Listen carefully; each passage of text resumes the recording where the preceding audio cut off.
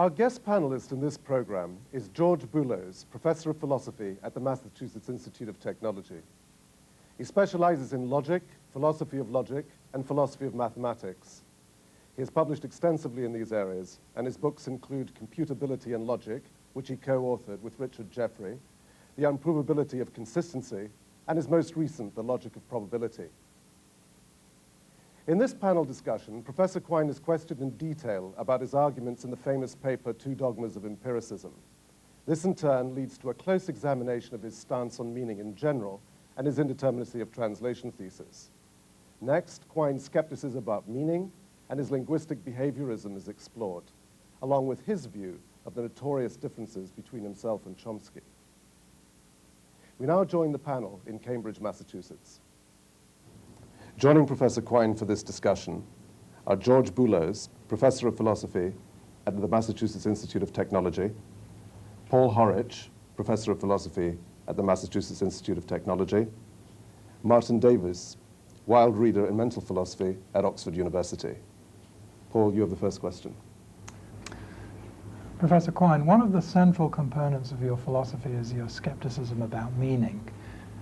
This is a position that you elaborate first, I believe, in your article, Two Dogmas of Empiricism. But exactly how skeptical did you intend this position to be?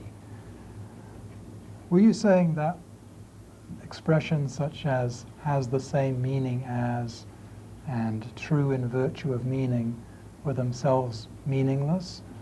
Or was it just that you were arguing that these terms don't apply in any actual cases or don't apply in many cases?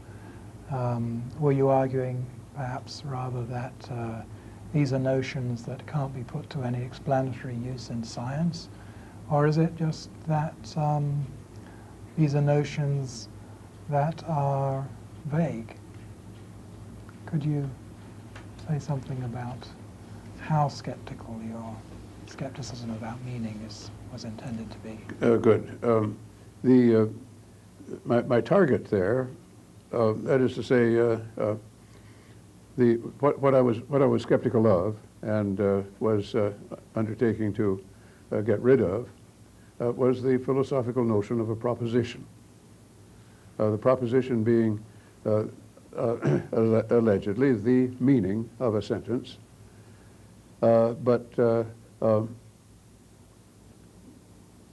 well, as an abstract object, it had an independent existence. It wasn't somehow just epi-linguistic.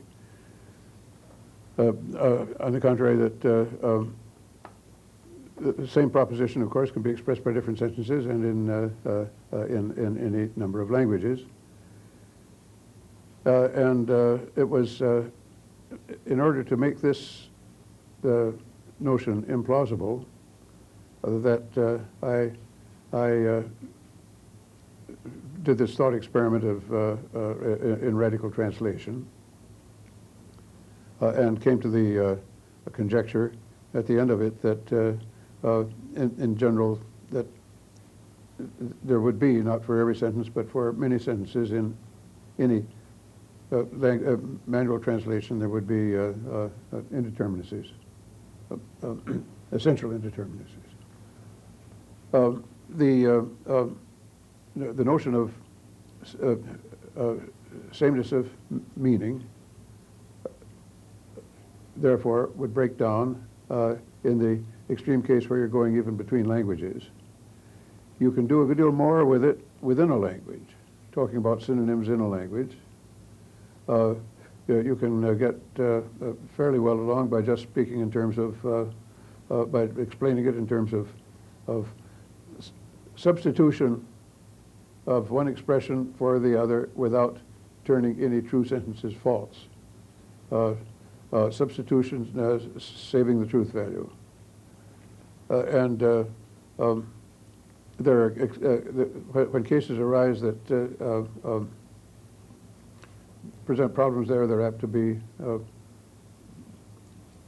intentional idioms. The notion of meaning in general, meaning of the discussing the meaning of words, the meaning of discourse. This, of course, is indispensable. It's what goes on in lexicography.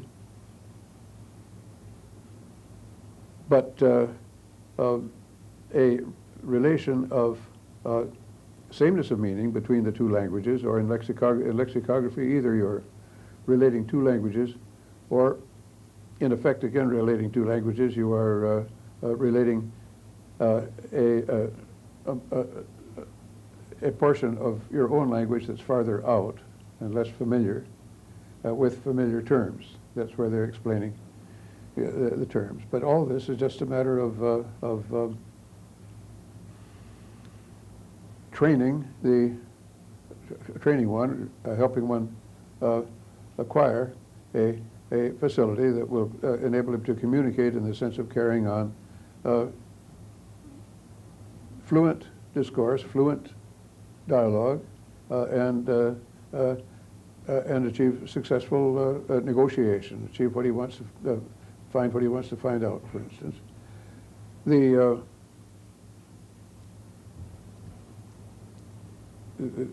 A fundamental notion of sameness of meaning isn't actually invoked or needed by the lexicographer, much though they use the word. And when they speak of different meanings of the same word, it's apt to be just a convenient way of breaking down the usage of the word into the way it's used in different contexts.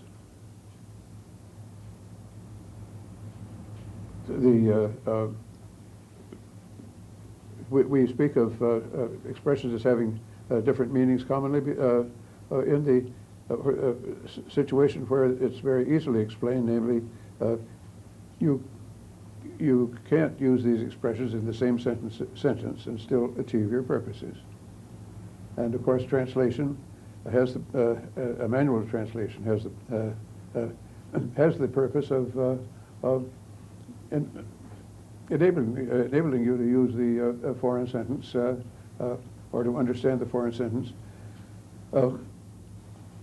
by thinking of using it in the familiar context of familiar sentences.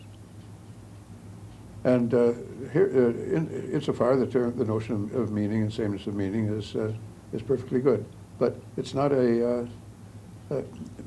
it's not a notion to build on because of the absence, as I have argued, of any objective behavioral criterion of sameness of meaning. Just as to clarify the board. To clarify your answer, relating it back to the forms of meaning skepticism I mentioned in my question, then. As for whether let's just focus on the expression is synonymous with or has the same meaning as within a language. As for whether that expression is itself meaningless, you say no, it's not meaningless. As for whether there are some cases in which it applies, you say yes, there are some cases in which it applies. I take it. Where they have the same meaning. Yes, there are cases in which it's correct to say this word has the same meaning as that word. Yes. I hesitate over putting it quite that way.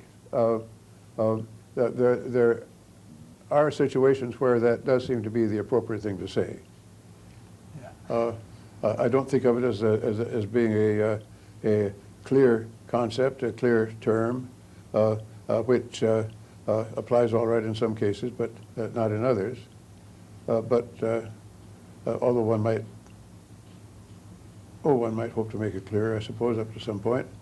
But there are situations where the sameness that we have in mind and that matters to us is what's in question. And you could say, oh yes, it's the same. It serves the same purposes. And the cases where, the easier cases, of course, are where they have different meanings. No, you can't say that.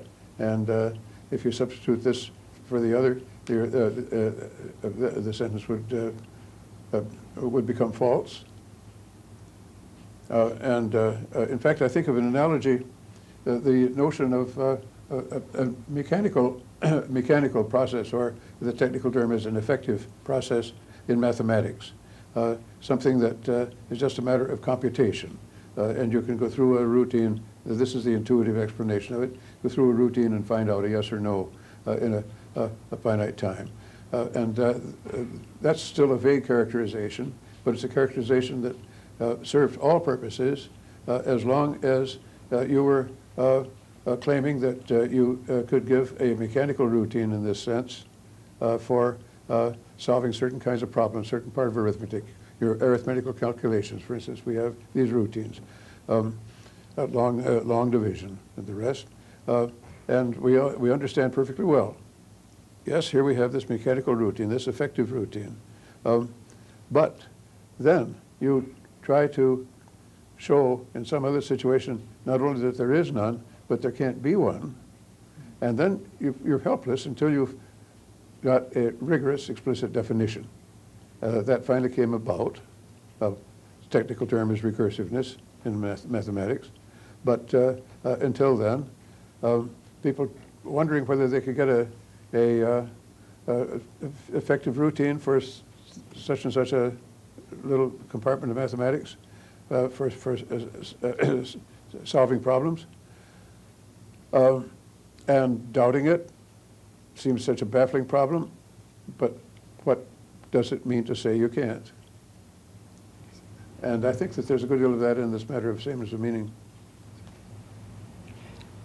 I'd like to just follow up Paul Horwich's question by asking about, specifically about your article, Two Dogmas of Empiricism. It's about the notion of, my question is about the notion of analyticity, and it has seemed unclear to several readers, number of readers of your article, just what, in what respect the notion of analyticity was to be deplored. Is it that there were actually, analyticity of course means something like true by virtue of meanings, but was it your view then that there were no analytic truths, or that there was good reason to think that no distinction between analytic and non-analytic truths could be drawn, or that there was no good reason to think that such a distinction could be drawn? Could you say a bit about your... Yes. Well, if one thinks of the term analytic first as having been learned as I had learned it, to the extent that I had, by ostension, by examples. It was clear enough. Something's analytic if it's true by virtue of the meanings of its words, or if it so that it doesn't really convey any information. This had obvious examples right off, which I would certainly be prepared and was prepared to call analytic. No bachelor is married, or all the elementary valid formulas or truths, which are instances of valid formulas in elementary logic. If P and Q, then P, that kind of truth. Analytic, yes. Any satisfactory definition. Here in Two Dogmas, I was inquiring into what an out-and-out explicit definition of analyticity could be. We have to test it against the examples that we think are prima facie analytic and or analytic par excellence. These would be the cases, and these were the cases that I, typical of the cases that I actually did cite.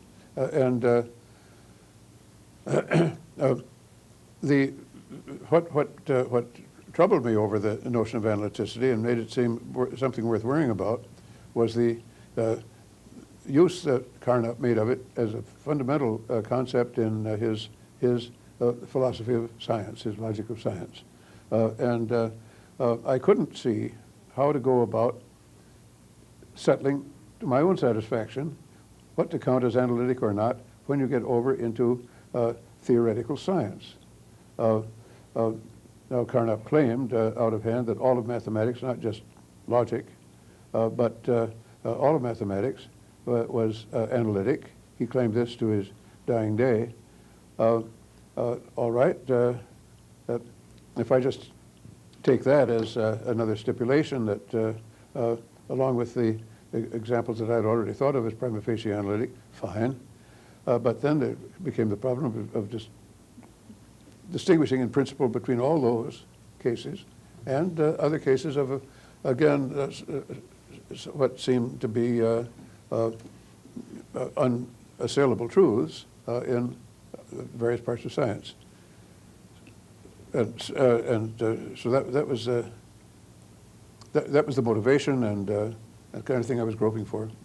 So was it then a hypothesis that no one was ever going to be able to come up with an account of analyticity on which the things that Carnap wanted to count as analytic would count as analytic? No. My attitude throughout that paper, although perhaps it didn't shine through altogether, was I was protesting that we had yet to see really what the distinction amounted to. Not that it couldn't be answered. And then as part of my, as you know, part of my presentation, I went through various ways that one might, in fact, various ways that various people had explained analyticity, and pointed out that these didn't help me because they always ended up with a term that I was equally in the dark about.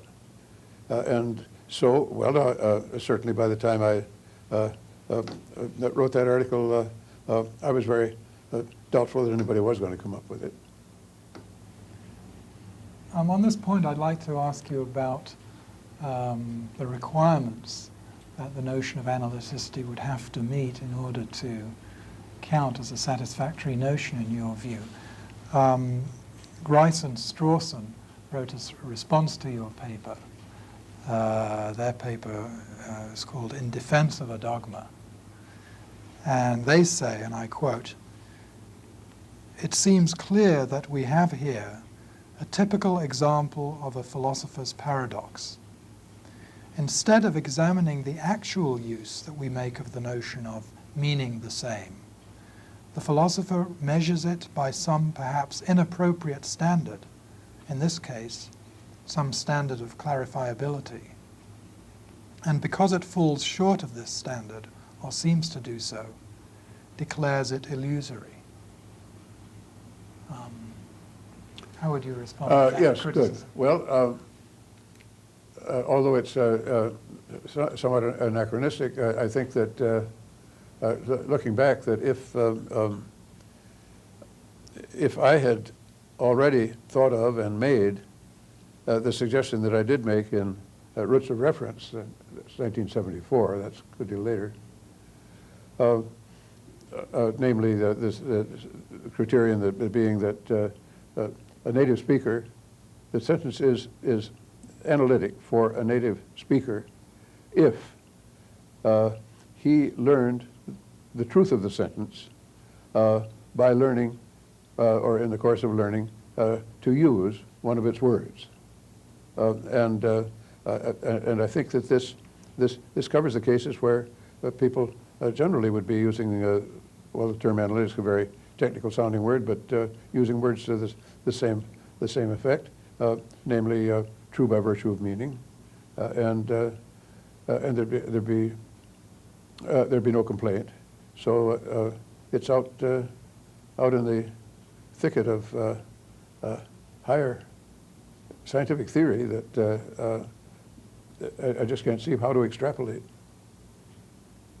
I see. So your position is that the ordinary notion of, well, insofar as it is an ordinary language notion of true by definition, can be clarified.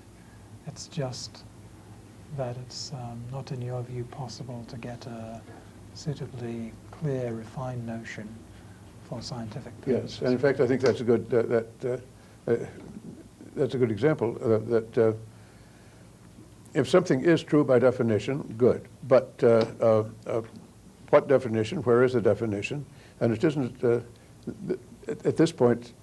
the acceptance of analyticity seems to verge on the acceptance of essentialism. That there's a definition per accidens. There's a definition that it doesn't really bring out the essence, and that things have terms, concepts have their own correct definition, rather than seeing it as I do, that definitions, same can be said of axioms, postulates. They are local to the particular bit of exposition. It's the expositor that decides how he wants to organize the truths that he is expounding and teaching. And two expositors can come from different ends, and you can judge the relative effectiveness pedagogically, but there's no right and wrong about it. Given the definition of analyticity that you've just mentioned, which adverted to the actual time of learning, I wonder whether I can take you one step away from that definition and then ask you a question about how much analyticity there might turn out to be. The step that I'd like to invite you to take is this one. Does it really matter exactly what the time course of learning was? Suppose that the very first time that I ever used the word bachelor, I used it in the context, Paul is a bachelor. Somebody told me that that was a good thing to say, and so I said it. Now, you might say that I said it without understanding, but still, I said it, and if somebody had said, is that a true sentence, I would have been happy enough to say yes. The step that I'd like to invite you to take then is not so much to equate, to define analyticity in terms of the first use, but rather to say this: somebody doesn't count as being linguistically competent with the expression unless they will judge to be true such a sentence. So somebody doesn't count as being linguistically competent with the term bachelor unless they will agree that a bachelor is an unmarried male is true, whether or not their first use of the word bachelor was in such a sentence. Would you be willing to take that one step away from your definition? A couple of things I want to say in this connection. Well, one,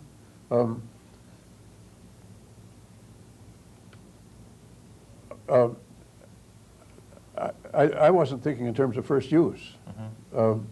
Rather that one came to know. They came to know the truth. Well, that's near enough, I guess. Came to know the truth of the sentence. Yes. Well, yes, I can see that your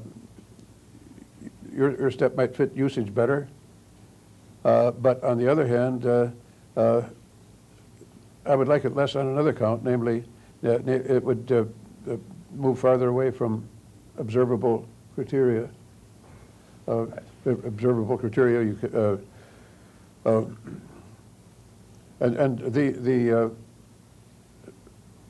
another detail of the definition I suggested, another point is that it was to begin, it was first step, a definition of analyticity for the individual speaker. Yes. Incidentally, he has to be a native speaker of that, for that particular example, because otherwise he might have learned the truth of the sentence by translation from his own language.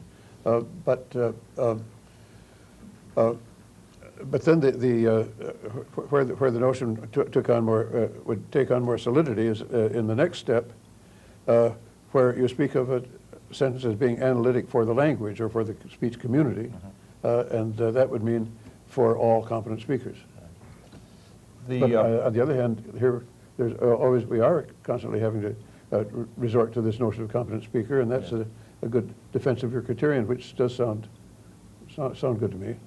Well, the idea of the competent speaker comes in this little passage in Pursuit of Truth, where you said of observation sentences, the sentence. I was thinking that, yes. Yes, the sentence must command the same verdict from all linguistically competent witnesses of the occasion. So the idea I had was simply that there are some judgments which are absolute requirements. If you're not prepared to make this judgment or to agree that the sentence is true, then you just don't pass the standard. You don't meet the standard for being a competent user of the expression.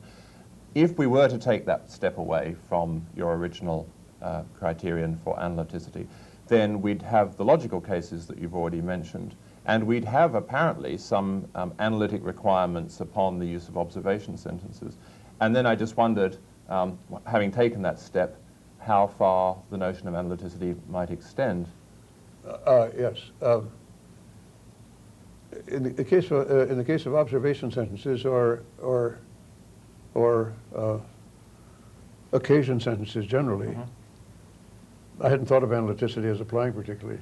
No, perhaps the notion of analyticity isn't exactly the right notion to use, but there seems to be this idea that there might be statable for various words, some observation terms, some logical terms, absolute requirements that had to be met if you were to be count as a master of those words. And if this notion extended very far into the language, if we could extend it beyond logical terms and observation terms, we might have the beginnings of quite an exciting project, which would be the project of trying to give an account of meanings of terms by specifying the absolute requirements you had to meet to use those terms. So there could be, if you would take that one step and allow this notion of an absolute requirement, and then allow that it might extend more broadly in the language than just observation terms and logical terms, then there might be an opening for a new way of pursuing the theory of meaning. Well, I'm certainly sympathetic to this angle because, and something I have pointed out in discussing analyticity, the common man, the ordinary daily usage, brings in that distinction, of course. For one thing, where there's a disagreement and somebody says something that you certainly take to be false, and it makes such a difference, then he's using the word the wrong way, and you try to reach an understanding then by paraphrasing your own sentence, avoiding that word. And here, in fact, we even have a behavioral test, namely, if someone doesn't understand the sentence, doesn't respond correctly to the sentence, gives it the obviously wrong truth value, whatever, the test of blaming it on not understanding a particular word in it would consist, or partly in using that, trying that same word in other sentences and seeing if the same trouble arises, and narrowing it down. And more generally, the test of whether failure of agreement is due to failure of understanding the language, again, comes by trying paraphrase and seeing whether through paraphrase you can get agreement. And when you suspect that just because his disagreement seems so unreasonable, you suspect it may have been caused by misunderstanding the language, that's a very distinct consideration that anyone has in mind as a matter of course. It's in the layman's reach, and his workaday apparatus. So if we were to move down this path that I'm inviting you to move down, then we'd have, it might not be a very good operational test, but we'd have an in-principle test for whether that was the source of the misunderstanding. Namely, we could ask whether the person would fail to measure up to the absolute requirements. Yes, and then, as you say, it might be interesting to see how far it goes. Yes. And I still would be pretty confident that it wouldn't go nearly far enough to make even the suggestion of a dichotomy between the analytic and the synthetic, or to meet the kind of use that Carnap was making of it epistemologically. Mm-hmm. Would it not be a consequence of Martin's proposal that there would be no distinction between the analytic truths and the obvious truths? No, not quite, because to begin with, at the very least, the analytic truths aren't all obvious because so many of them are too complex. But one could still ask, in fact, I've used this in phrases of something, potentially obvious. Potentially obvious means can be rendered obvious by a sequence of individually obvious steps. And this is true of all logical truth, among other things. And in fact, it provides a decision procedure, an effective routine for checking. It's a great strength of logic in the narrow sense of the word, namely, it's potentially obvious. But that's only part of analyticity, isn't it? Well, it certainly extends beyond logic. I mean, that same criterion. And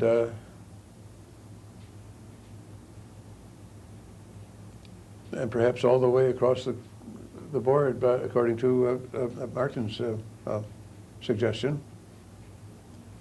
Potentially obvious, and that's, yes, that's, I was pushing that in Carnap and logical truth. Ah, I see. I had one other question about analyticity, and it really follows on from something that Paul said earlier about the Grice and Strawson response. Maybe one of the lessons that would be learnt from Quineian philosophy is not to expect analyses of terms in giving necessary and sufficient conditions, but some other kind of way of elucidating terms. So the proposal might be that there's nothing wrong with circularity, provided the circles are large enough. And here we have a very large circle of notions, meaning, synonymy, translation. Those get linked in terms to various, in turn to various speech act notions, such as assertion. And in Grice's and Strawson's hands, all these notions got linked again to notions like belief and intention. So there's a very wide set of notions, and we could elucidate them by plotting their connections to each other, but we wouldn't expect to be able to give some kind of analysis of those notions in completely other terms. Now, why isn't that, just by itself, an adequate rejoinder to the particular criticisms that you offered in the Two Dogmas paper?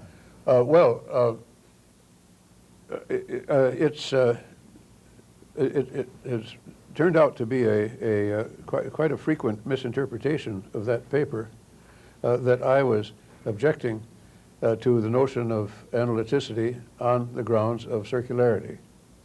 I didn't find the circularity there as objectionable at all.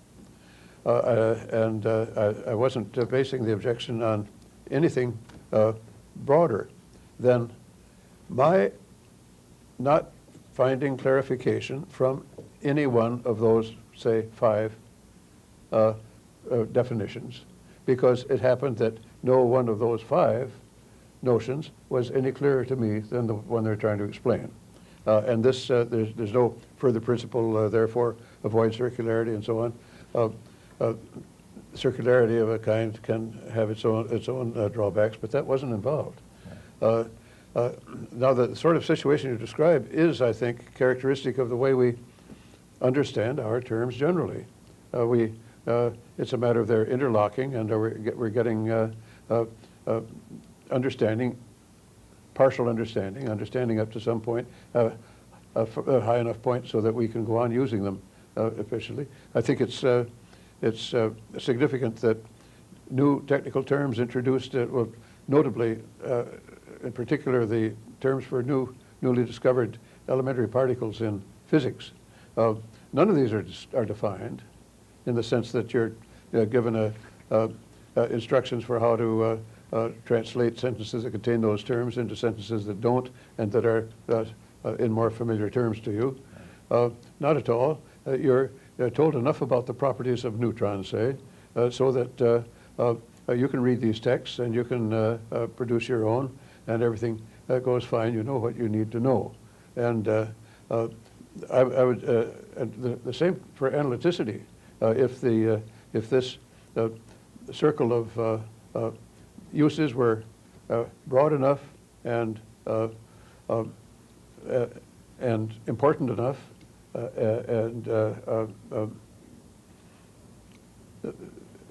expect I would have been content.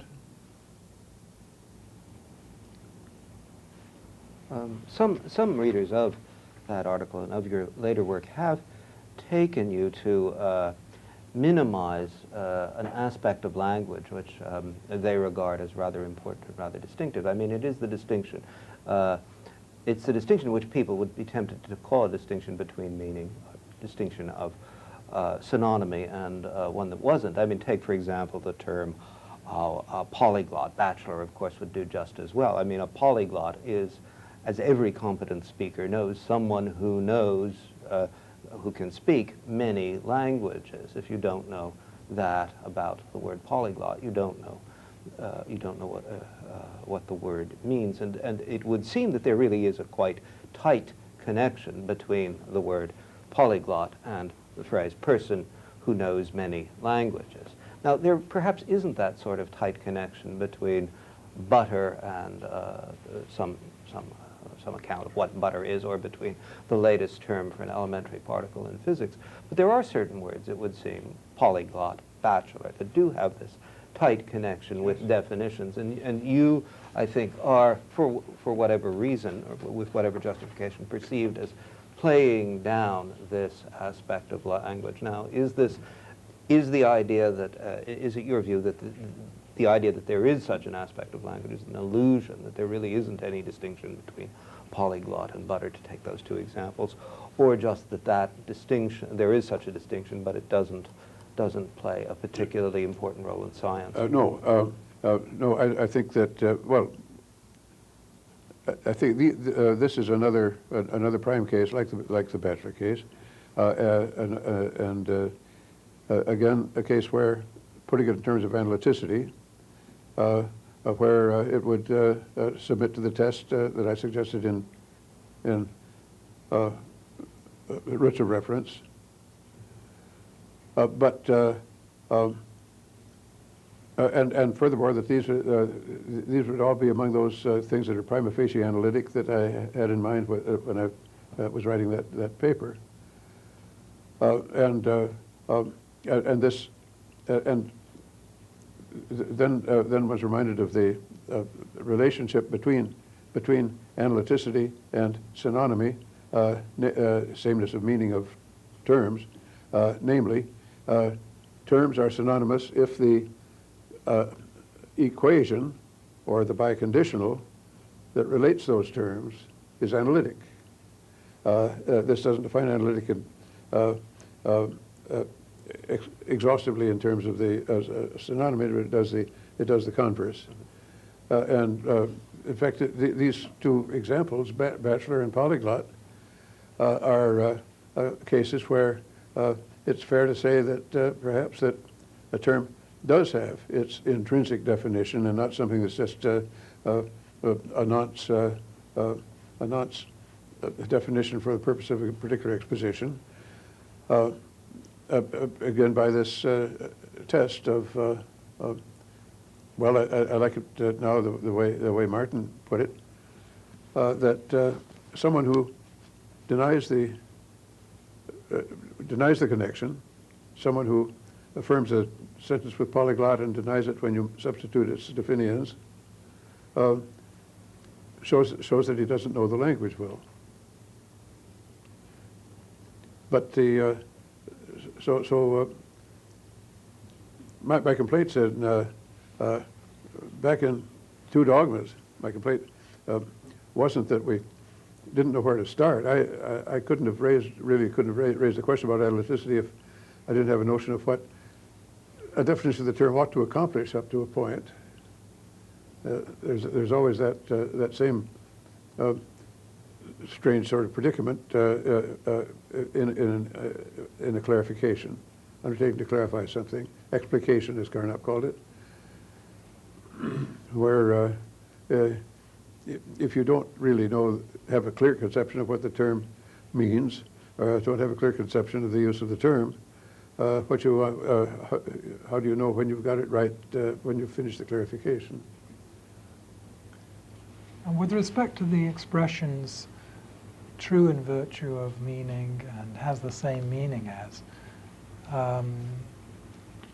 you've been saying, I take it, that these notions, as we ordinarily use them, are coherent, and we can say something about what they mean. They're just not suitable for scientific purposes.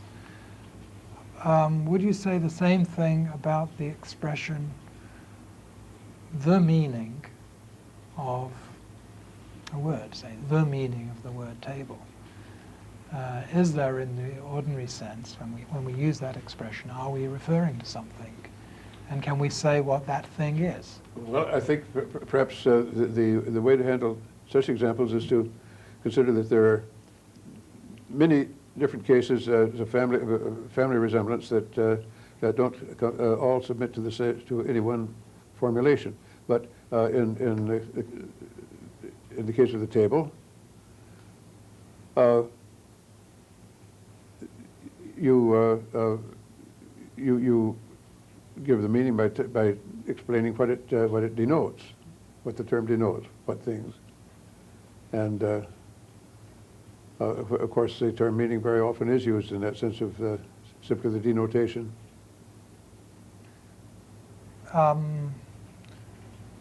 Is there some other interesting property the word has, though, beyond its denotation, which is closer to our intuitive idea of its meaning? I'm thinking of, for one proposal would be the Wittgensteinian idea that the meaning of the word is its use. Now, of course, the notion of the use of a word is itself a vague idea that has to be explained, but at least one has the sense that we have some idea of what is being talked about. Very much so. The rules yes. for the use of the word. Yes, I completely agree with Wittgenstein as far as he goes on that. And the trouble is that he stops just short of the problem. I also think that meaning is the use, the meaning of a term, the meaning of an expression. I think this is one sufficiently broad characterization to cover the whole lot. The trouble is it's too broad, and you can't simply equate the meaning of the expression with the use of the expression, because if you did anyway, no two expressions would have the same meaning, because no two expressions have the same use altogether, because you can't use both expressions in the same place and time, no matter how synonymous they are. So it's a question of what use counts and what use should be dismissed as irrelevant, as this one should. And there's where the problem begins, not where it ends. Professor Quine, in your writings, quite frequently, the notion of a science arises, the notion of science, the notion that one concept might be suitable for scientific purposes, another not, another suitable for workaday purposes, but not scientific ones. Could you say a little bit about what you take to be a science? In particular, there seem to be, these days, a number of borderline cases. One might list linguistics, computer science, so-called, and economics as three. Are these sciences? What makes for a science? Oh, good. I'm glad you brought this up, George, because I'd like to get that whole thing from another end. I'm using the term science in the broadest sense, this Wissenschaft, including history and the cognitive, all the cognitive sentences that are that we responsibly accept as true. But the matter of using a term, a somewhat vague term perhaps, in the workaday context and not admitting them in harder science, that distinction I draw rather in the following way. I think it's a matter of gradations, a good deal in the way of clarification of some new notion that we're presented with that really is puzzling and foggy and needs to be clarified. and a great deal can be accomplished, progress in clarification, explaining it, making free use of terms such as we ordinarily would of meaning and necessity even, and but then when it comes to applying higher, more rigorous standards, and now yes, but some of this isn't so clear either. Well, at least we made that clearer than it was. Then we tackle these, and it's and the attack, my attack on the notion of meaning, is at the level where we're really thinking of more the level where we're really trying to get down to fundamentals, philosophical way, as Carnap was trying to do in his use of analyticity. And here, appeal to necessity is no good anymore. Appeal to meaning is no good anymore for my standards. But even here, appeal to observable behavior is just fine. I wonder whether I can just follow up on George Boulos's question. You speak sometimes of the continuity of common sense in science, and you've just been speaking of the very inclusive way in which you're prepared to use the word science. But also sometimes you say that the notion of meaning can play a role in practical lexicography, a common sense kind of everyday, workaday enterprise, but is ill-suited for scientific purposes. But given the continuity that we've just mentioned and the rather broad sense of science, it's hard to see why we couldn't just nudge meaning over from its ordinary use into some kind of scientific use. In fact, perhaps you've almost admitted as much just now, but could you just clarify whether you think that the notion of meaning can be nudged from its ordinary use in, say, practical lexicography over into some legitimate scientific purposes? Well, good, because yes, I think I don't think it works that way in my view. Rather, the term is commonly used by lexicographers. Yes, giving the meanings of words, giving the meaning of a word. They're not depending on a notion of synonymy, and they're and when they speak of the terms, perhaps of a particular term, particular word, as having these three meanings, as first sense one, sense two, sense three in the dictionary, and separate these out, I see this just as a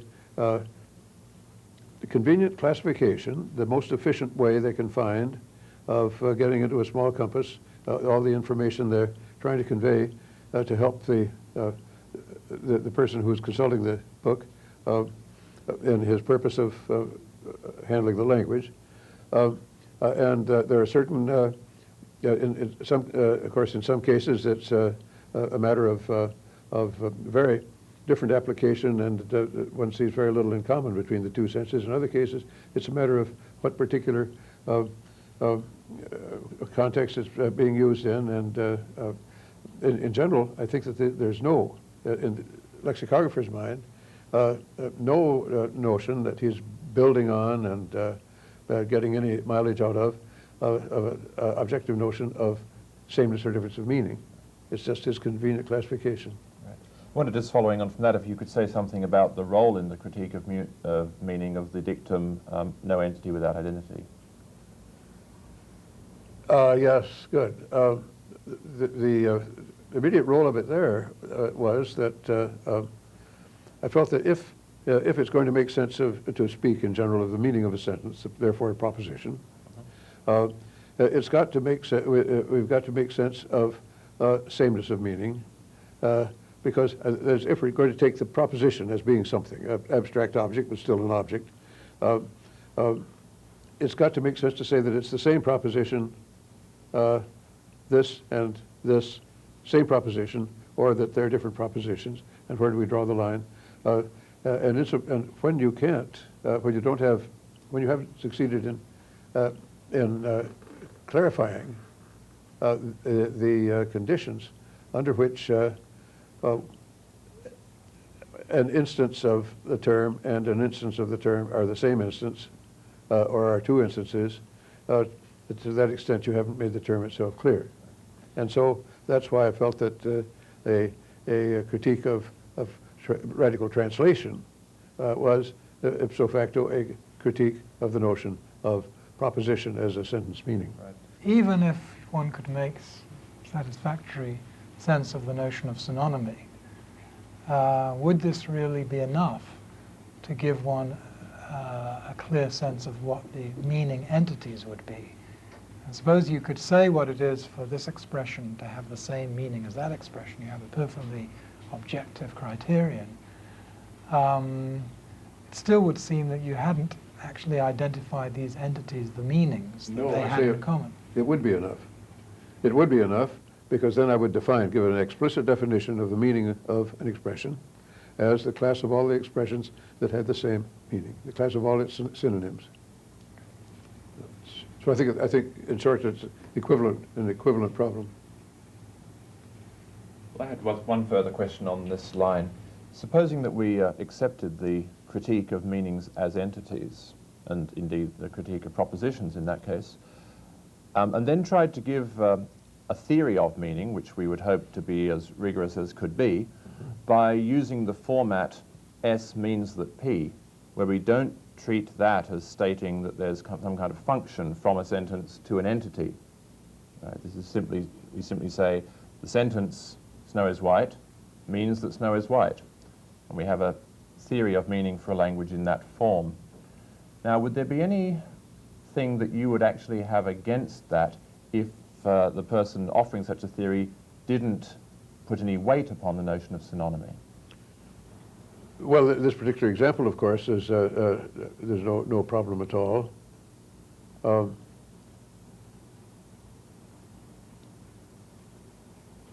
And in many cases, in fact, perhaps most cases, it's a matter of when such a form is used, it's a matter simply of coextensiveness, and that is a perfectly clear notion. The same truth conditions. The two sentences are two sentences of this form are bound to be true or false together. I wanted to ask whether you weren't being rather too harsh on meaning and easygoing on certain other notions. For example, what about the notion of a word or the notion of a grammatical sentence? Do you see these as suffering the same drawbacks, debilities that the notion of meaning? Yes, very good. The notion of a word, I think, is rather on a par. Think of how we string words together with grammatically just a succession of words, but leave spaces between them. And the Germans will do exactly the same thing, but write them without the spaces. And then the word count will vary correspondingly. That the word is just, the notion of word, I think, is goes no farther than a printer's convention of his use of spaces. And we have to go out to the sentence for a more objective unit, and even that isn't wholly objective, because there's a question of breaking up sentences, question of whether you're going to just put in a semicolon or a period in a space. And for that reason, I have thought of grammar in terms of simply strings, strings of phonemes, if we think of spoken language, which is the basic way. And the work of the grammarian is to formulate the conditions that qualify a string as part of a language. And this string might be, strings would include such things as the last half of one of our sentences and the first two-thirds of the next. But there's a string that can occur in the language. It occurs only in certain contexts. Well, that's true of words and true of all sorts of all components of language. So that I think when we want to get down to something that's really objective and independent of the particular language in question, we have to go all the way out to strings of phonemes or strings of letters, whether it's spoken or written. Furthermore, I see no indeterminacies, no puzzles of the in grammar of the kind that I see in semantics over meaning. And the breaking down of strings into sentences and then into words, I think of as parochial each time. We're doing it for that particular language and doing it in the way that you think is going to make the instruction in the language for building up strings as easy and simple to communicate as you can. Following up on that question, I wanted to ask you something about your conception of language. Noam Chomsky often repeats a dictum that I think he gets from Max Weinreich, that a language is a dialect with an army and a navy. Oh, very good, yes, I like that. And the suggestion is that really the notion of language is not a scientific notion, it's a Good. Political notion. Yeah, I agree. But do you have some alternative conception of language that would be more objective? No, I quite agree. And one uses the term language there just for convenience. I do, and if one wants to get down to complete rigor, it's got to be the idiolect of a particular individual at a particular time. So these are all just groupings by degrees of resemblance, and also degrees and also by considerations of ancestry, derivation from earlier forms. One rationale for taking the notion of meaning seriously was proposed by Frege. He maintained that we need to postulate meanings or senses in order to explain the difference between believing that the morning star is the morning star, which is trivial, and believing that the morning star is the evening star, which was a significant discovery. What do you make of this rationale for invoking meanings and senses? Well, I don't see that the notion of meaning is explained anything there. But I think of it as just a way of encapsulating the problem. Frege also was the one who particularly stressed that the basic vehicle of meaning is the sentence and not the word. So that is the thing to aim for. And as for the sentence, well, certainly the practical way of settling differences of meaning of sentences is just that you can't use the one in the same circumstances where you would use the other. That's a sufficient condition of their being different in meaning. Not perhaps a necessary condition, because they could, by some meticulous standard, differ in meaning, although you could use them in every situation practically that you'd ever think of.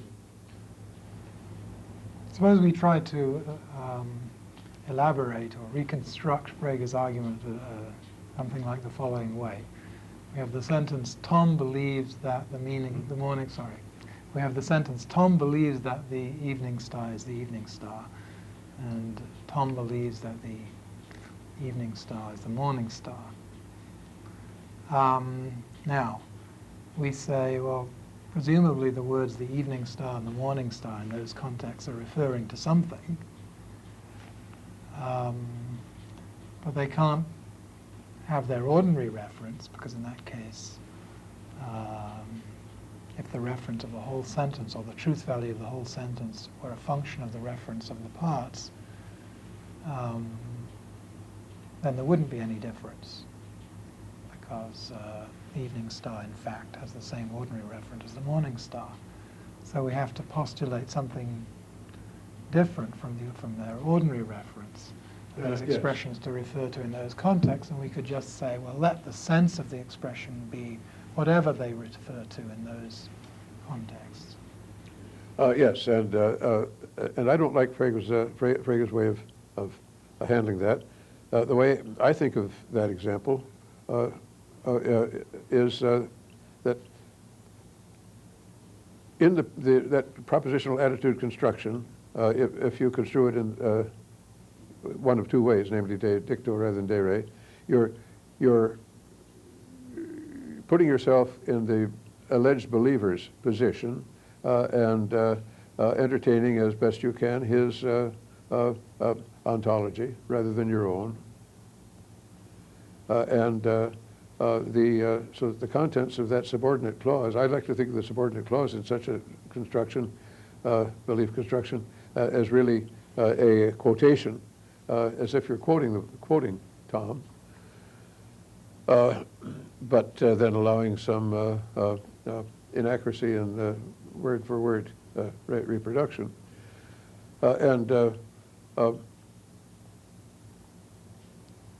So that the question then of the reference of the words in the subordinate clause becomes the same as the question of a reference of words in a fable.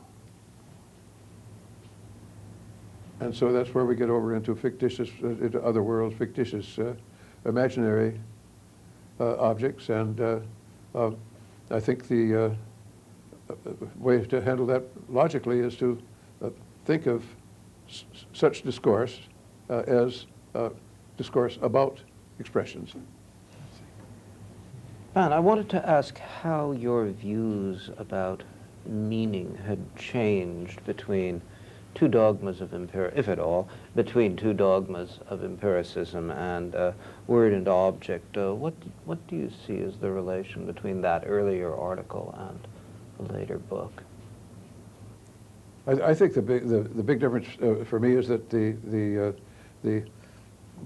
my original worry was over the use of analyticity in Carnap's epistemology. Once we moved away from that, what's left in the way of the use of analyticity that matters, it's the common sense use where, oh yes, it's just that he doesn't understand the word, or such context where I have no complaint and wouldn't have had back then. Both the original paper, Two Dogmas of Empiricism, and Chapter 2 of Word and Object seem to be driving towards a general skepticism about meaning. When you wrote the later one, the later work, that is Word and Object, were you in that chapter presupposing the conclusions of Two Dogmas of Empiricism, or were you approaching the topic from a fresh angle? I would say I was presupposing, well, I think I was occupying the same attitude, but was approaching it certainly from a different expository angle, and trying to get a more, well, maybe a more, yes, a more sweepingly negative argument, which I didn't have in Two Dogmas, and that was this thought experiment. I'd like to ask you about, well, partly about the relationship between the thought experiment and a way you have of formulating the skeptical conclusion at the very beginning of the chapter, before you introduce the thought experiment of radical translation. At the beginning of the chapter, you formulate your skeptical thesis as follows, and I'm quoting: the infinite totality of sentences of a given speaker's language can be so mapped onto itself that A, the totality of the speaker's dispositions to verbal behavior remains invariant, and yet B, the mapping is no mere correlation of sentences with equivalent sentences in any plausible sense of equivalence, however loose. Well, part of my question is, has anyone ever produced such a mapping, say, for English? And if not, why not? Good. Well, let me start at the other end.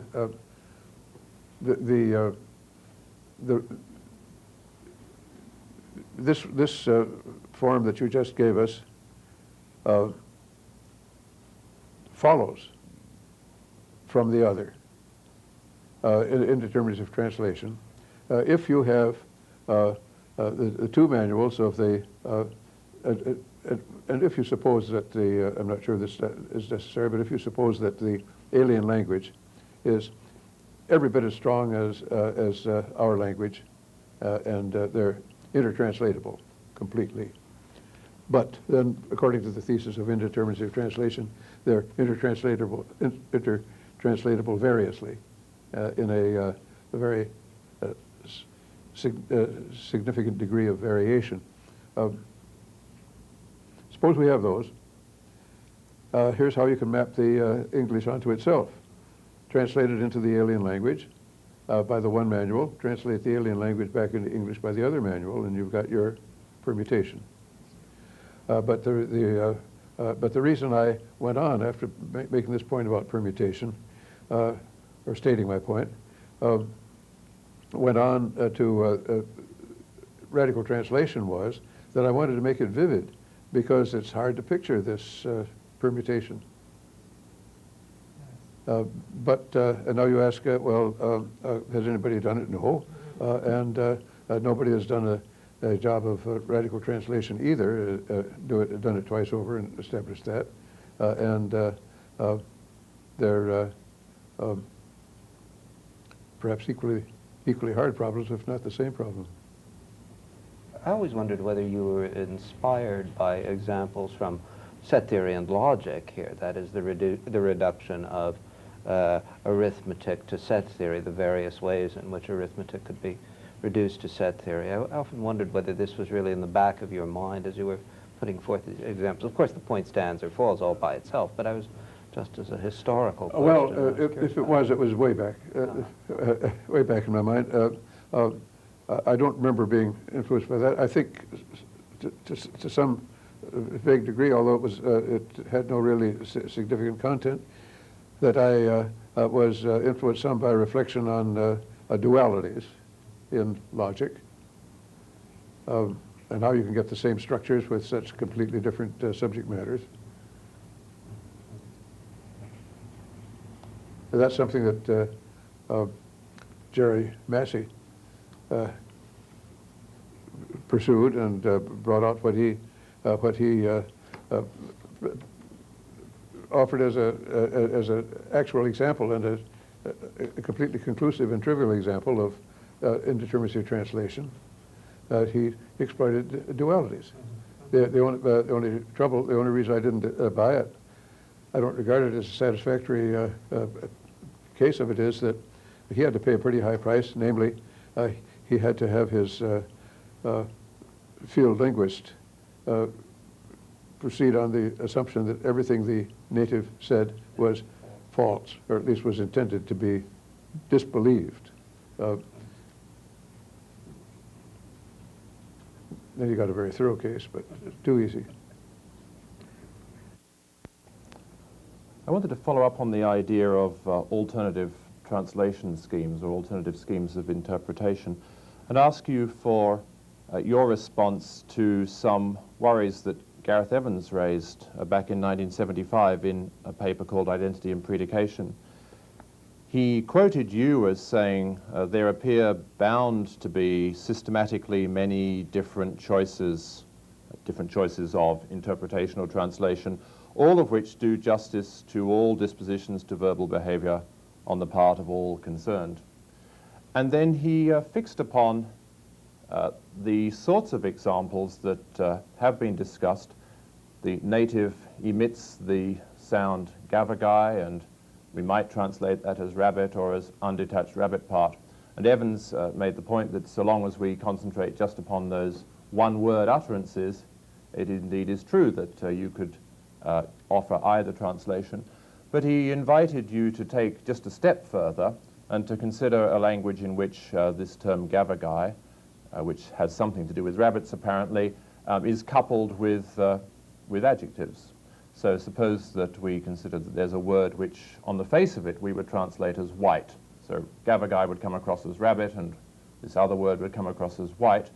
And he asked, what would be the alternative translation of the word which comes across as white if gavagai is translated as undetached rabbit part? And he went through a number of possibilities, and none of them quite seemed to turn the trick when you consider that as well as gavagai, there'll be other words for perhaps other kinds of creatures and other adjectives as well. So I have a little bit of systematicity, a little bit of structure in the language. And he found it really impossible in the end, I think, to give an alternative translation scheme once you have this predicative structure. I wonder whether you think that that's a correct assessment and whether it actually matters. Well, yes. And in fact, I think in Word and Object, where I was presenting this very example of gavagai, I made some such point as this, didn't I, that we would have to adjust the context, the other words as well, to make things come out, right? And the one specific one that I mentioned was that the part-whole relation, or the identity relation, or the numbers. How many of them are there? Identity and diversity. Here the rabbit parts are all different from one another. You're seeing a lot of them if they're undetached, and there's only the one rabbit. So that all these, the whole structure of the language presumably would be different. And so Gareth's example, I would view the same way. And well, it would be of course just a question of fact how difficult, if not really impossible, it would be to accommodate all these. But I expected it would be easy. The gavagai, there's been this unfortunate situation that gavagai has been taken up right and left as the prime example of, according to me, of indeterminacy of translation. So it struck a wide fancy, but the fact of the matter is that it's not an illustration of indeterminacy of translation in the sense that matters to me in the cause against propositions, because it's a term. Where the indeterminacy comes is as a term. Gavagai as a one-word sentence is an observation sentence, and I've never regarded it as indeterminate. Those are just the ones that are determinate par excellence. And on the other hand, the indeterminacy of reference, which is properly illustrated by gavagai, I claim is a completely unquestionable, uncontroversial thesis, whereas I recognize indeterminacy of translation of sentences as just something that seems to me overwhelmingly plausible but not established. Right, so these, what are sometimes called arguments from below, arguments by example, they're not intended to be the crucial arguments for the indeterminacy of translation. This kind of example might be an example of indeterminacy of reference. If it turns out that Evans is right and this example can't be made to work, no matter, because you'll have another example ready. Yes, they abound, yes. Yes, so the idea is that there's going to be, in fact, easier examples. Yes. For the indeterminacy of reference. Yes. Good. Well, thank you very much. I have an important question on this point. Most people in the philosophical community say gavagai. I notice that you pronounce it gavagai. What is the correct pronunciation? Well, let's see, I have to consult. I have to select strictly by introspection. There's no other criterion. Gavagai, yes, stress on the last syllable. I see. I wanted to ask you what it means to say that translation, or anything else for that matter, is indeterminate. What does the word indeterminate mean in your view? And in particular, is it possible for there to be a fact of the matter where there is no determinate fact of the matter? Yes. No, I would say not. And I would say what the indeterminacy amounts to is that the sentence predicating this whatever the term has no truth value. It's just a sentence that it's simply not a sentence in the sense of cognitive sentence with a truth value. So are we to conclude then that the sentence either Gavagai means rabbit or it means undetached rabbit part is not true because neither disjunct that's right. has a truth value? And I would buy that, yes, because, well, either it denotes Gavagai or it doesn't, or means Gavagai or it doesn't. I can't say that has no truth value. That's true. How can that be true if the first disjunct doesn't have a truth value? Because the second. I think I'd have to, I think bringing in the harsher term that the Carnap and his colleagues always brought in of meaninglessness, I think what I want to say is that when the term is indeterminate, predication of it outright is meaningless, and therefore the disjunct alternation would be meaningless too, and that the way to express the idea that some of those pseudo predications purported to express would be by taking another line. There are good translations. The whole trouble, the point of indeterminacy is that there are a plurality, a multiplicity of good translations. And so if rabbit parts and rabbit stood up as good translations of Gavagai, that would be it. But affirming it with the implication that it's the one and only, when you say the translation is, I think in view of indeterminacy, one's line would have to be, no, that's meaningless, or else handle it the way Russell told us to handle singular descriptions. So is it your view then that Gavagai means rabbit, or it is not the case that Gavagai means rabbit? That's a term. Now let's see, what do I have to say there? Yes. Is that true or meaningless? I'd say meaningless, yeah. Yes. How about, let me just press a little bit, if I may. What about in cases of vagueness? Suppose we've got some object that's on the borderline between blue and green. And what about either that's blue or it's not blue? Do you want to say true or truth valueless? Or meaningless. Or meaningless. Yes, I think that in the case of these, of course, these are ubiquitous. Every term that's learned empirically is vague, and the question is how to handle them. And my attitude there is just that well, it's simply an imperfection that you allow for. You in your laws that you're drawing up, you ignore those.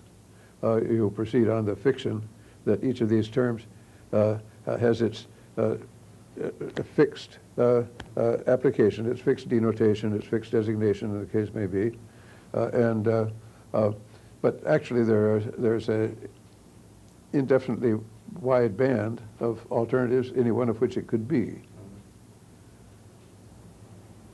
And on any one of which it would be yes, true. Of course, there's the other line that some people are pursuing now of so-called fuzzy logic, where they try to accommodate this intuition in the logical system itself. And here, my response is pragmatic, and it seems to me that it's a more efficient approach to have a simple logic, simple, clean cut, and then let the applications take up the slack and resolve the ambiguities insofar as they need resolution for the purpose at hand. So are you allowing then that we can assimilate the indeterminacy of translation to other cases of vagueness? That is, that there will be some cases where it is clearly true that this word should be translated as that, in some cases where it's clearly false, and many cases where it's, as we say, indeterminate, but that indeterminacy should be thought of in the way that attributions of vague predicates to borderline cases is generally thought of. Well, I don't think of the indeterminacy of translation as occurring in that form. That it's not a matter of grading off and wondering where to stop. That grading off we would expect anyhow, and if that was the problem in the case of challenging the concept of a proposition, if that were the only thing, I would side with the proposition. Namely, I would say, well, there are really, since these propositions are themselves non-linguistic, yes, there's that whole maybe continuum of very closely similar propositions, and it doesn't matter which one of those we're affirming, or actually we're affirming a whole lot of them at once perhaps, and it doesn't matter which ones, where we leave off among them, just the way we deal with real numbers. Even though the nature of the indeterminacy might be different in the case of translation and in the case where there is a gradual shading off. Well, I think of the characteristic situation in indeterminacy of translation as the one that is brought out by that by the test of meshing two manuals of translation in the translation of a continuous discourse, finding that each manual translation translates that discourse perfectly satisfactorily by all standards, and each of them does separately, but you try to alternate them, and you get not merely different English equivalents of one another, but you get incoherence of the sequence. And this all depends on, I've always pictured it in a way in terms of quite sudden drastic differences, not just a matter of degree. This is what I'm arriving at. Normally, when one applies a vague predicate to a borderline case, one doesn't say that the result is something meaningless. If I say, Smith is a tall man, somebody's told me this, I say, Smith is a tall man, but I've actually never seen him, and we go out and look at Smith and we see he's a borderline case. No, it's not clear whether he's tall or not. That doesn't make my original claim meaningless. It seems funny to say that we've discovered that the claim was meaningless when we discovered that it was a borderline case. Similarly, if somebody says, makes a certain translation claim, and then on investigation, we discover that it's actually indeterminate whether the claim is correct or not. It seems odd to go back and say that the original claim had no meaning. That's right. Yeah, that's exactly the way I see it. I agree. And the cases where I do conjecture indeterminacy of translations are the ones that can't be handled in a borderline sense at all, but where it's drastic, it's just getting over into another topic. Just following on this line one step further, I'm struck by the fact that just because the application of a term has borderline cases or indeterminate cases, that doesn't mean that there aren't also clear cases. So maybe lots of cases where it's simply indeterminate whether you should say that somebody's a child or not, or whether they're an adult or not, but that doesn't mean that there aren't perfectly clear cases of child and perfectly clear cases of adult. Good. I want to put that together with something that you said to Paul earlier, which was that if there was a notion of synonymy, if there really were necessary and sufficient conditions for two terms to be synonymous, then you would move to a meaning as an entity by just taking an equivalence class. So it seems to me that we could allow that there are many cases where there's simply no fact of the matter as to whether two expressions mean the same, but still allow that there would be perfectly clear cases of the correct use of means and certain incorrect cases. So what I have in mind is this. We might say horses, in quotes, means horses. That's true. Horses, in quotes, means prime number. That's false. And there'll be as many as you please cases where we'll say no fact of the matter. Now, if that were the case, if we agreed to that, then there'd be no way of moving to a meaning as an entity, because would be the class of all things which mean the same. Well, we know that for the word horses, that will be in the class, and we know that the word prime number will be out of the class. We don't know anything more. Yes, So that would not, in fact, but that's to say you could have true means that statements and false means that statements without any move towards meaning as an entity, if the entity is going to be an equivalence class. I think the way I would look at it, if it worked out that the only trouble were vagueness, that I would still get the classes, but that the vagueness would carry over to those classes equally, in that there would be an infinity, a continuum of classes, all of which are almost the same as as each other, because of their respective members as being almost the same as each other, and so we would be. I would consider that we would be stuck with the entities. We would have posited the entities, but that it's just another case of our ubiquitous predicament of vagueness and having to allow for it. I wanted to ask you what the single pivotal premise in the argument for meaning skepticism was, if there is one. Many people have suggested that some assumption of behaviorism is functioning crucially as the pivotal premise in those arguments. Would that be right? Yes, yes.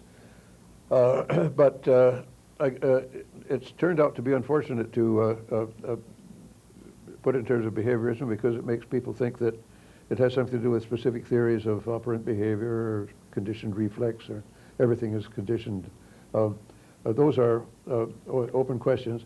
The important consideration, and what one is, I claim, committed to in studies of language, complete dependence on observable criteria, rather than positing occult further matters such as sameness of or difference of meaning in the respective speakers' minds.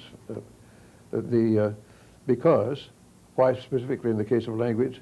Because we learn language only through observation of people's behavior in observable circumstances to begin with.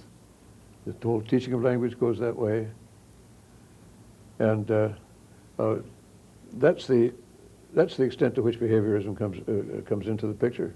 I wonder if I can just tease apart what seem to be two rather different considerations there. One thing that might seem to go against the spirit of behaviorism would be commitment to a massive amount of innate knowledge. Now, the claim that there was a massive amount of innate knowledge might seem to undermine in some way, or to go against the claim you just made about learning. But I wondered, even if the whole of the behavior which constituted by your lights our mastery of English, even if all of that was innate, I'm not clear whether that would actually undermine any of your primary arguments for meaning skepticism. I wonder if you could say something about that. Yeah, I think that's right. Suppose we have all this innate knowledge. How is it that we find out that particular thing that our interlocutor has in mind is the same one that I have in mind when I interpret his words? And it doesn't matter whether the knowledge in question is innate or acquired. And I don't, and furthermore, it seems to me that there's not much association of either affirmative or negative between innateness and behaviorism. The behaviorists certainly can't get started without a tremendous assumption of innate aptitudes. The whole matter of a conditioned reflex, for instance, you can't form a habit, you can't have a habit reinforced if there isn't some innate propensity to associate those things rather than others. Some innate inarticulate standard according to which these things, these events, these stimulations are more similar than the one is to a third, so that the two then will fall into the same generalization and be subject to the same habit, and the third will not. And then there are other certainly innate attributes, whether they, I don't see the behaviorists as, at least as questioning these at all, such as what's been observed recent times in newly born infants, how they'll respond even to the point of imitation to a facial expression. It's uncanny. What one would like to know there is, what is the neural mechanism that is enabling, even if it's in the genes, of course it is in the genes in this case, but just how does it work that the right muscles get pulled to make the child's face somehow resemble, in what seem to be the salient, the respects that count, the face that he's looking at through his eyes. There's an awful lot of innate stuff there, and I'm prepared to find that there's a great deal of innate language readiness even in us that isn't in the other higher animals, and that I would guess just because of the fact that we are language prone. We show that by our behavior, but. And what's wanted then in all these mysterious cases, whether it's this alleged extra head start in language that Noam Chomsky seems to expound, or whether it's this observed behavior in the case of the infant, what one wants to know there is no longer the meaning of terms, how these, but rather the mechanism. What is the real argument, as you see it by your lights, between you and Chomsky? Yes. It's not at all clear to me what the real argument is. Now, for one thing, of course, he's more receptive to, in his later years, more receptive to talk of meaning in an unanalyzed sense, it seems. I don't know his work closely. I haven't kept up. Then you look into the semantical work that's been done by his followers in the old days, Jerry Katz and Jerry Fodor. I think that I can make satisfactory sense of the sort of thing they're doing. They wouldn't agree, at least Katz and Fodor wouldn't expect with the way I would do it. But I would consider that in organizing the meanings of the words and in a tree-like fashion, special cases of more general components of our general semantic traits of meaning, thus anatomizing meaning itself, they are doing that with a view to that particular language what they're up to is explaining the use of these words as efficiently as they can, as economically as they can, by the categories that they pick, and that there should be no reason, except maybe the matter finally of all people being considerably alike, why some other breakdown might not apply to another language, and so that there be no presumption here that we're getting at anatomy of meaning in the abstract. And I don't see how this would this way of looking at things would make any difference in Chomsky's work, whatever difference it might make in what he says about his work, and I'm not sure about that for that matter. So that's one point. Another point where Chomsky seems to where Chomsky might be thought to differ from me or vice versa is in this matter of the extent of the innate endowment. But for me, this is a question of fact to be open-minded about. I'm more conservative than he is on that, and how much I would expect, more sympathetic to the efforts that Nathan Stemmer, for instance, among others, have made to show that, yes, ordinary common sense psychology or Skinner psychology can be looked to finally explain our mastery of language in such short order. We don't have to assume this more extravagant thing of Chomsky's. However, maybe some more decisive experiments can be made to show that there is a more substantial and specific linguistic endowment. And in fact, I'm prepared to expect that, as I said before, because we do learn language that other animals don't. It'd be a question, how much? And furthermore, then what I would want to know most of all, what I'd be curious to find out about, even having accepted that conclusion, would be the mechanism. And conversely, to whatever further extent one could now suggest what kind of mechanism that might be, the readier I would be to envision the likelihood of such a finding that, yes, indeed, the child does have all that. So I think it's that kind of, that's the kind of difference I see. Yes, there's the semantics, the innate endowment. Is there another direction where we might be differing, Chomsky and I? There's certainly been quite a fashion of sensing the differences and hoping to reconcile us. But there certainly haven't been fireworks between Chomsky and me, much of any. But well, yes, I can say this as far as that category is concerned. Chomsky's contribution to that volume on my work that was edited by Hintika and Davidson. And in that, I must say, and this I can claim to be objective, he was very much misunderstanding me. And I went to in great detail to try to set him right, set readers right. And there was a lot there. I could see he wasn't following. But and my suspicion is that the degree to which the differences are sensed between the two of us would be differences in what one of us thought the other was thinking rather than what he was really thinking. And, well, from my particular point of view, of course, I think that one of us is Chomsky and the other is me.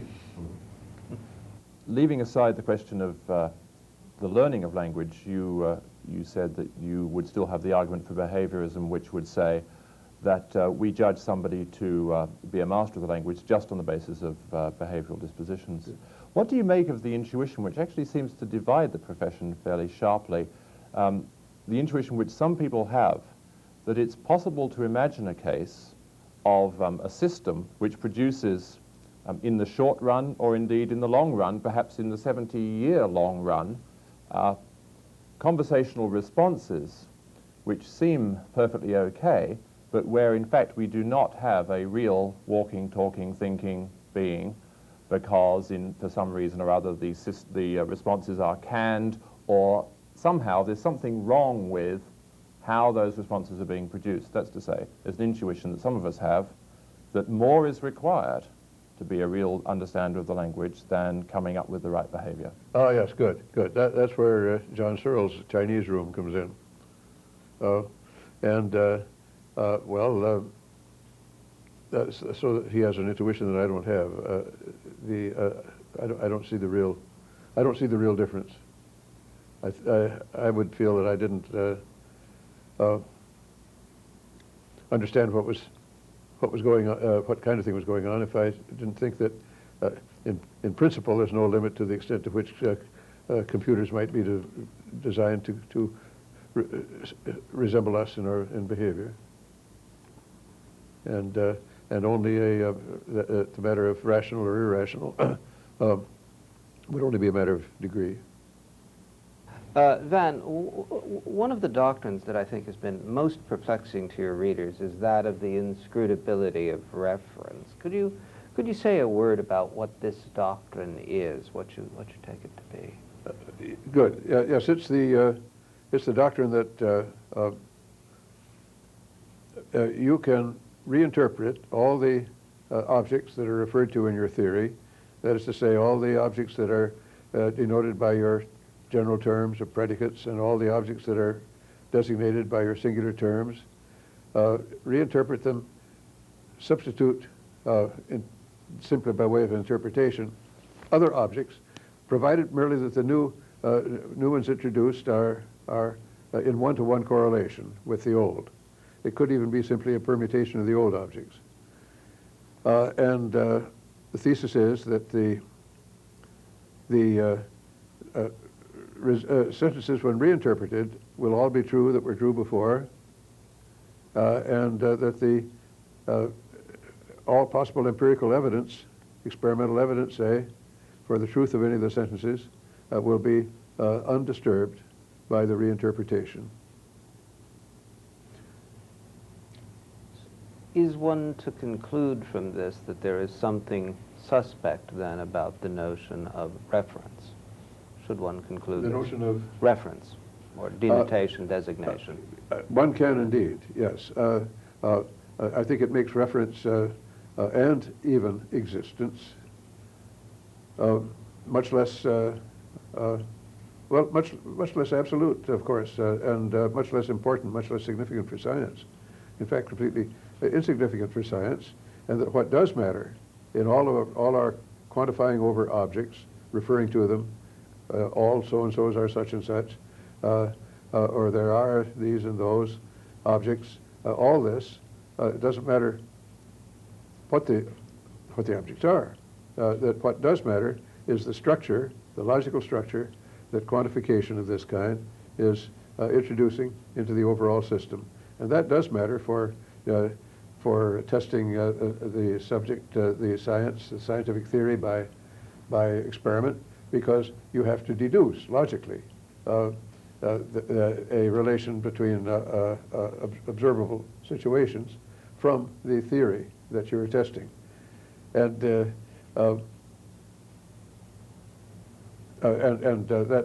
logical deduction depends on the structure of the system, and the logical structure is enormously strengthened and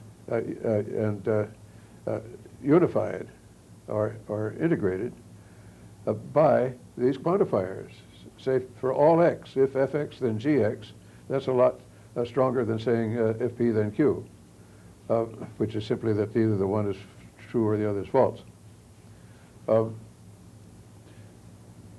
So it does. It belittles reference and ontology, and yet it is the argument is completely trivial, and it just amounts to this: that take the one-to-one correlation and consider just bodies, and let the correlate of each body be the rest of the universe. then when you say that a cat is carnivorous, you're still using the same words, but as these words are reinterpreted, it doesn't say something about cats, it says, and carnivores. It says something about the cosmic complements, as we might call them, of cats and carnivores. And it says that all cosmic complements of cats are cosmic complements of carnivores, but that says the same thing. I'm puzzled about the notion of interpretation and reinterpretation that's involved in this argument. And what puzzles me is the way these notions are applied to one's own language. Normally when one thinks of giving an interpretation to a language, it's a matter of translating another language into one's own language. Well, identifying the meaning of a term in another language with a term in one's own, but how can one speak of giving an interpretation in that sense to the terms of one's own language?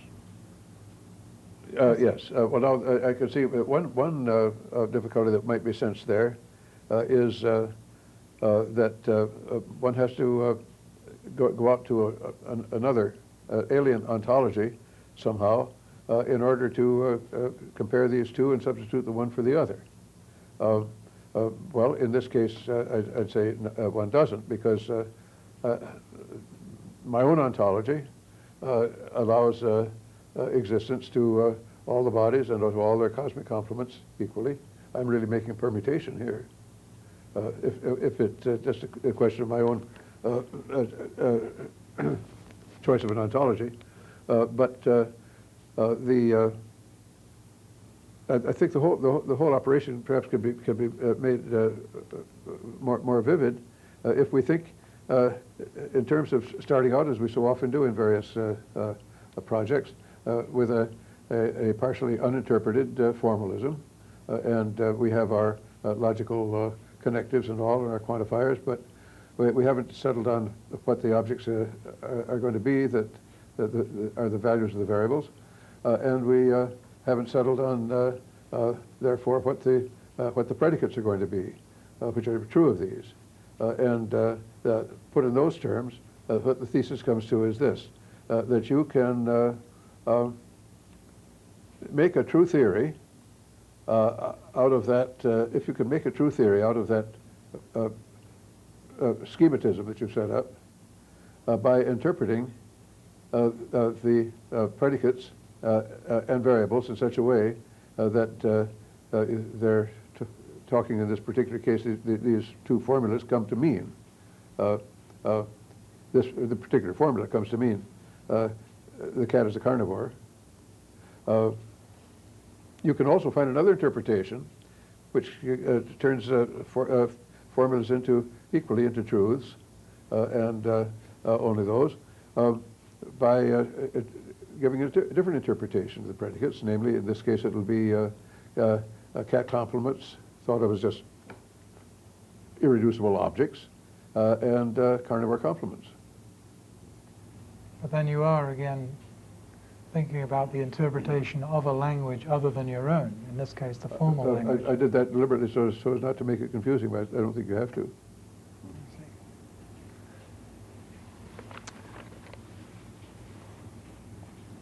I'd like to ask you if you think your views about meaning have evolved significantly since 1951 and Two Dogmas of Empiricism. It doesn't seem to me they've evolved essentially. There's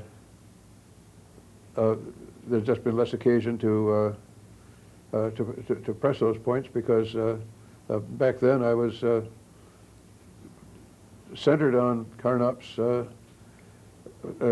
theory of knowledge and disturbed by the role that analyticity was playing. Now I have more constructive ideas of my own, of an epistemological sort, and but however, I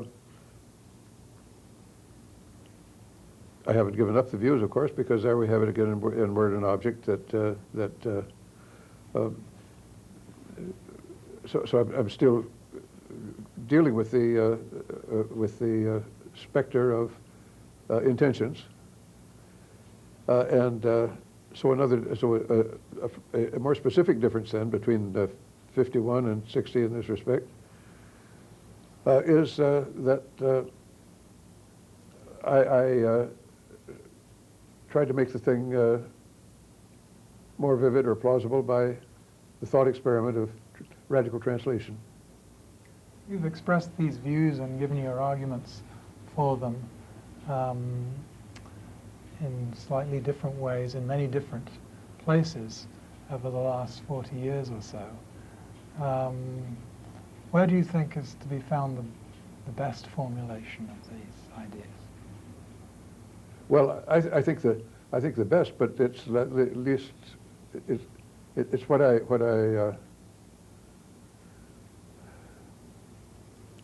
yes, what I approve of most fully and no fewer misgivings about would be in the second edition of Pursuit of Truth, but it's briefer. I haven't read Word and Object in detail for years, and not since teaching it, certainly. I expect if I did again, I might find a fair number of places where I felt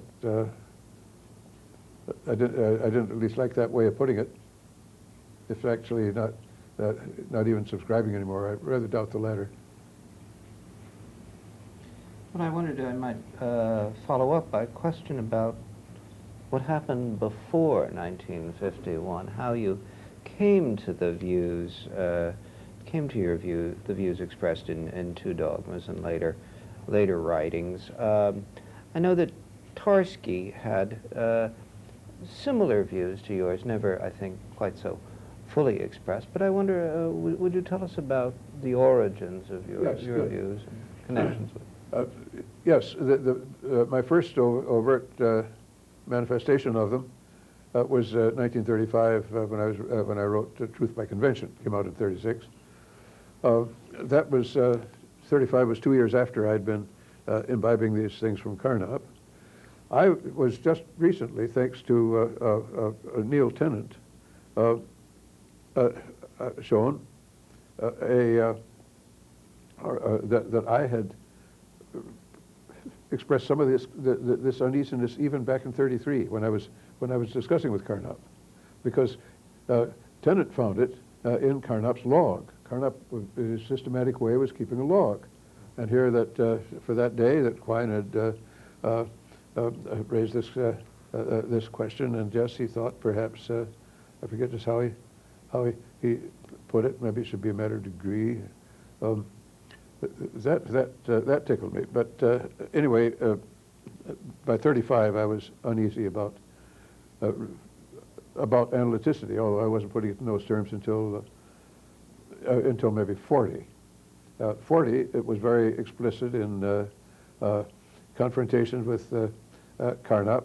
I can't think that there was much of it in correspondence with Carnap. Of course, well, he saw I'd sent him a Truth by Convention, and we must have had some exchanges in that. But in 40, Tarski and Carnap and I were all sitting there here, 39, 40, one of those terms. And Tarski and I, in several sittings, were confronting Carnap with this thing. Tarski was on my side. That was the first I had known that Tarski also questioned those things, because when I was getting so much from Tarski back in Warsaw in 33, it was all logic, and we never got onto such topics as semantics, and that is this sort of semantics or analyticity, or even the other kind of semantics, because I didn't even know his truth theory until it came out in the beginning of 36, in English. I mean, in German. It had been out in some form in Polish earlier. Tarski uses the notion of synonymy, doesn't he, in his the adequacy condition of a definition of truth? Doesn't it appear? No, no. Not in the definition of truth for any language, but in the statement of the adequacy condition. that you be able to prove all sentences of the form S is true if and only if P, where P is the translation of the sentence S. Yes, that's right. He was assuming translation. Yes. Yeah.